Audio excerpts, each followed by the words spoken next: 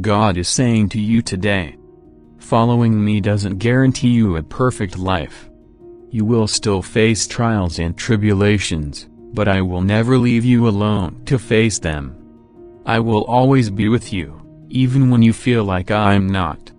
Trust me, have faith, and believe these things are required of you, but know that I will never put more on you than you can handle. I love you unconditionally, and my desire is to see you flourishing and living an abundant life. But in order for that to happen, you must start with having a relationship with me. Get to know me. Learn of my character and who I am. Meditate on my word, and spend time talking to me in prayer. When you do these things, you will begin to see life from my perspective, and your burdens will become lighter. You will have new hope in me, and the promises I have made to you.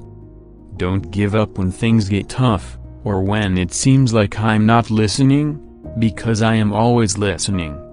Keep following me and watch how I turn your mess into a message, your test into a testimony, and your trials into triumph. Now let me pray for you, to be blessed today.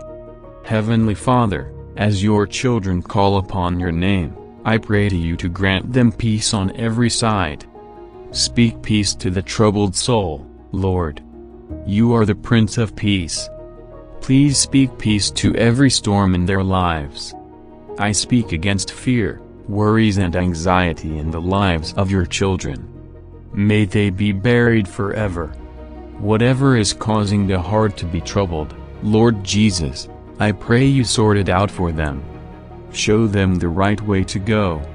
Help them to handle every complex situation.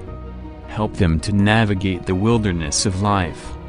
Speak your words of hope, strength and relief to their hearts. Sweet Holy Spirit, please take charge of their hearts. You are the Comforter. I plead you to speak soothing words of comfort and peace to their hearts. May your still small voice still every troubled heart at this moment, and so shall it be in Jesus' name. Amen. Please subscribe to the channel and hit the notification bell.